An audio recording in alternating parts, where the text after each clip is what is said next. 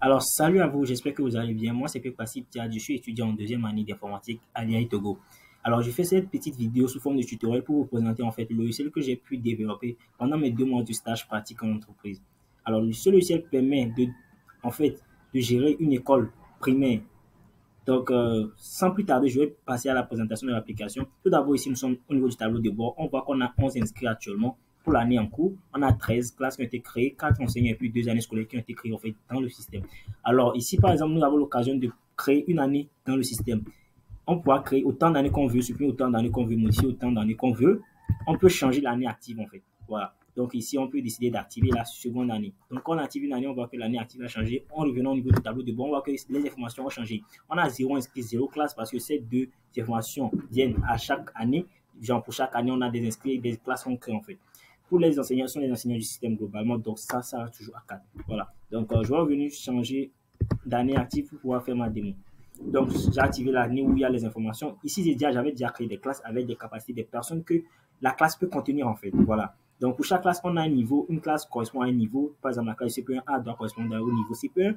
Et à chaque niveau, on peut affecter des enseignants. Donc, s'il y a un petit formulaire qui permet d'ajouter une nouvelle classe dans le système, donc il suffira de sélectionner ceci, CP2E par exemple.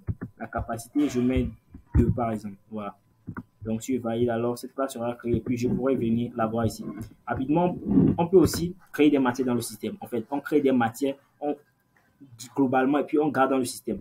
Ici, on pourra affecter au fait des matières à des classes. Donc, des matières qu'on a eu à créer de l'autre côté, on pourra maintenant les affecter à des classes. Mais si on avait que anglais, français, il se joue par exemple dans le système. Maintenant, on dit que anglais, français, c'est pour la classe CP1. Il se joue par exemple, c'est pour la classe CP2. Donc, c'est ici qu'on pourra gérer ça. Donc, ici, par exemple, le formulaire simple, pour ajouter, il suffit de sélectionner le cours. Déjà, on remarque ici qu'on a les cours qui n'ont pas encore été saisis, qui n'ont pas encore été ici. Donc, on choisit le cours, on précise c'est noté sur combien, et puis on précise aussi le volume horaire. Voilà. Donc, on peut préciser c'est noté sur 12 par exemple. Le volume horaire, on met 10. Donc, on valide, on va voir que cette classe a aussi cette matière. Voilà. Donc, au niveau des inscriptions, ici, on peut inscrire un élève, on peut modifier une inscription, tout et tout. Donc, si c'est d'inscrire un élève dans une salle, par exemple, je mets test link que din, je mets test, date de naissance, je mets une date au hasard, je mets par exemple, bon, je mets un web par exemple. La classe, je choisis une classe, par exemple, je choisis la classe CP1, je choisis le sexe, la nationalité, je peux mettre une nationalité togolaise par exemple, si je valide.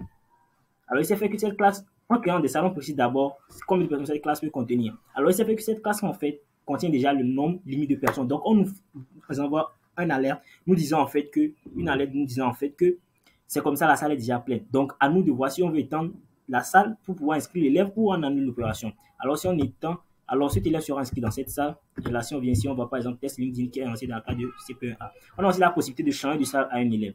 Donc, on pourra sélectionner ici et puis choisir la classe qu'on veut, attribuer à l'élève qu'on veut. Voilà. Donc, au niveau des niveaux, on a les niveaux.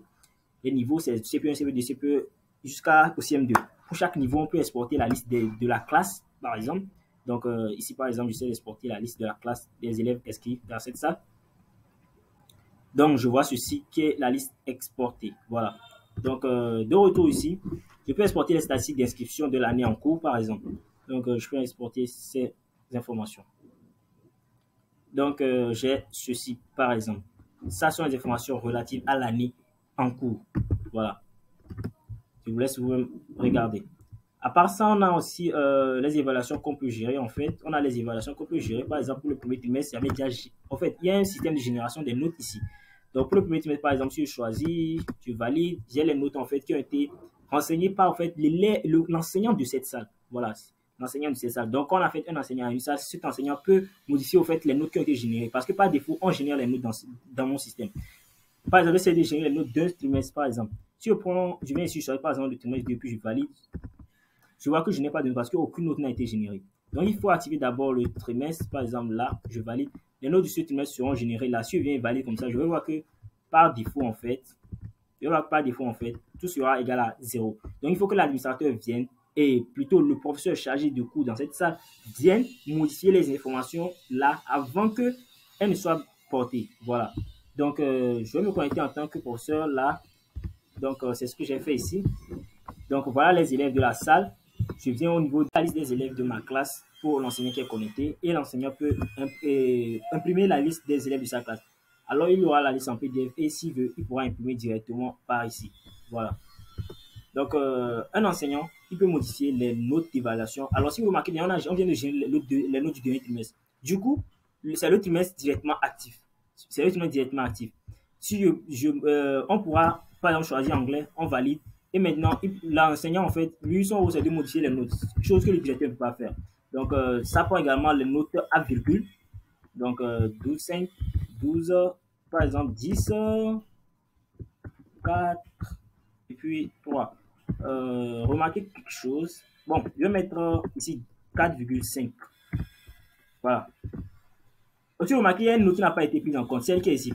J'avais mis 12,5. Pourquoi elle n'a pas été prise en compte? Parce qu'elle dépasse au fait la note à laquelle cette note ne peut pas dépasser. Genre, pour la classe de CP1 anglais, la limite c'est 10. Or, j'ai donné une note de 12. Donc, du coup, ça ne peut pas. Le système refuse automatiquement. Voilà. Donc, c'est un petit contrôle qui a été fait là. Donc, si on revient, par exemple, ici, au niveau de la page administrateur, après que les enseignants aient affecté des notes aux étudiants, en fait, l'administrateur peut exporter, par exemple, les notes, ces notes. Donc, ces notes qu'on vient de voir, l'administrateur peut les exporter en PDF, les imprimer s'il veut. Et avec ça, l'administrateur pourra aussi imprimer les relevés des élèves. Donc, au niveau des relevés, par exemple, l'administrateur suffit de venir, par exemple, il choisit peut-être le deuxième trimestre, ce qu'on vient de générer, il choisit la classe CP1A, il valide. Donc, il aura les élèves de cette salle avec les options d'exportation des relevés, en fait. Donc, le fait d'appuyer sur le bouton générer, en fait, le PDF avec les notes de chaque élève, pour chaque élève. Donc, j'ai appuyé sur le premier élève. Alors, on a les informations, l'enseignant, le trimestre, la classe, le niveau, le nom, pronom, le sexe, l'année scolaire. Donc, on a toutes les informations. Cet élève avait 0, 0, 0, du coup, il a 0 points sur 62. 62 calculé sur ça. Voilà. Donc, c'est à peu près ce que fait l'application. Pour les utilisateurs, j'ai eu à présenter deux utilisateurs, à savoir le directeur, l'administrateur et l'enseignant. Une chose à savoir aussi est que quoi? Lors de la création d'un enseignant dans le système donne en fait crée un utilisateur pour l'enseignant. Mais par défaut, le compte est bloqué. Donc, il faudra d'abord affecter à cet enseignant une classe avant de pouvoir se connecter.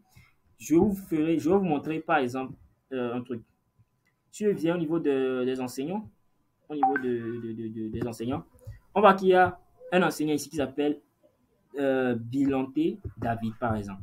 Donc, je vais venir me connecter ici, par exemple, en tant que Bilanté David. Sachant bien qu'on a affecté Bilanté David avec une classe. Parce que si je reviens ici, on verra que c'est Misou seul qui a été affecté à une classe. Si je viens au niveau de la page 2, non plus.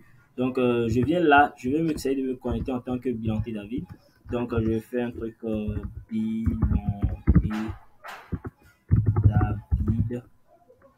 Je valide. On me dit que l'échec, votre compte est momentanément inactif. Veuillez contacter un administrateur. Donc, l'administrateur, en fait, il doit d'abord affecter cet enseignant à une salle. Donc, si je viens là, j'affecte à le CP1B, j'affecte M. Bilanté David, par exemple, et que je valide.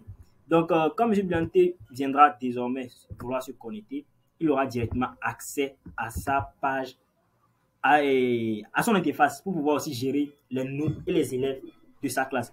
Alors, voici un peu les différentes fonctionnalités dont dispose mon application. Et je prévois encore ajouter d'autres modules pour gérer d'autres choses. Notamment, il y aura une version 2, une version 3 peut-être. Voilà. Donc, dites-moi en fait ce que vous avez, vos impressions, comment vous trouvez l'application. Et voilà, c'est un peu ça. Voilà. Donc, merci à vous si vous avez suivi cette vidéo du début jusqu'à la fin.